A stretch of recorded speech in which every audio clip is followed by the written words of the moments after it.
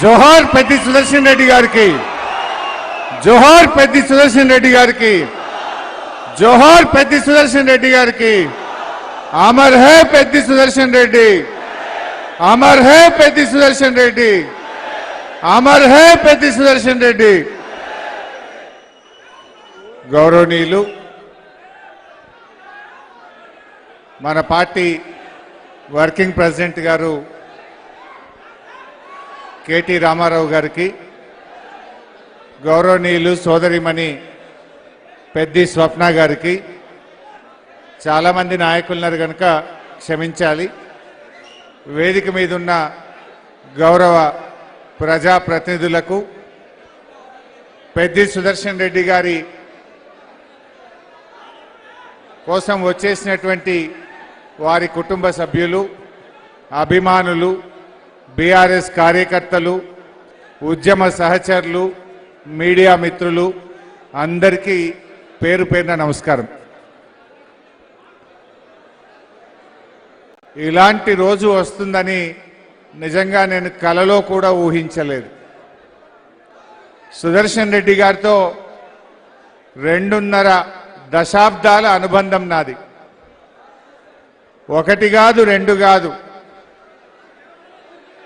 ఎన్నెన్నో సంఘటనలు, నెలల తరబడి, రోజుల తరబడి సుదర్శన్ రెడ్డి గారు నేను అనేక ఉద్యమాల్లో, అనేక పోరాటాల్లో, అనేక ఉప ఎన్నికల్లో మేమిద్దరం కూడా కేసీఆర్ గారి ఆలోచనలతో, ఆయన సూచనలతో కలిసి పనిచేసినటువంటి అనుబంధం. నిజంగా ఈరోజు ఆయన లేరంటే ఇంకా నమ్మలేనటువంటి పరిస్థితి.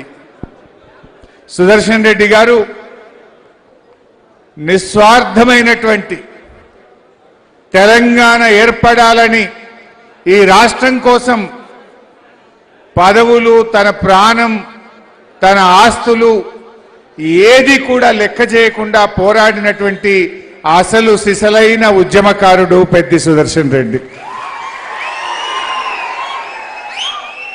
ఎన్నో సందర్భాలు చూశాను.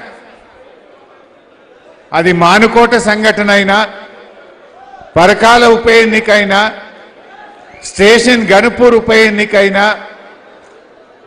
రాయన్పల్లి, అసలు ఈ వరంగల్ జిల్లాలో ఏ సంఘటన జరిగినా ప్రతి పోరాటంలో, ప్రతి ఉద్యమంలో పెద్ది భాగస్వామ్యం ఉన్నది, ఆయన పోరాట స్ఫూర్తి ఉన్నది. రాయన్పల్లిలో నా గుర్తు, ఆనాటి సమైక్య రాష్ట్ర ముఖ్యమంత్రి కిరణ్ కుమార్ రెడ్డి పైన కాకతీయ యూనివర్సిటీ విద్యార్థులు తిరగబడిన సంఘటన వెనుక కూడా పెద్ద ఆలోచన ఉన్నది.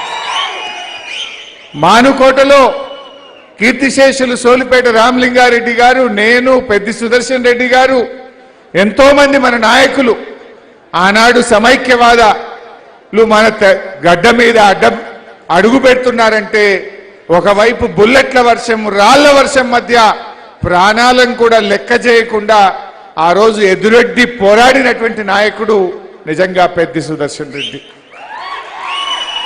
పోరాటంలో అదే స్ఫూర్తి.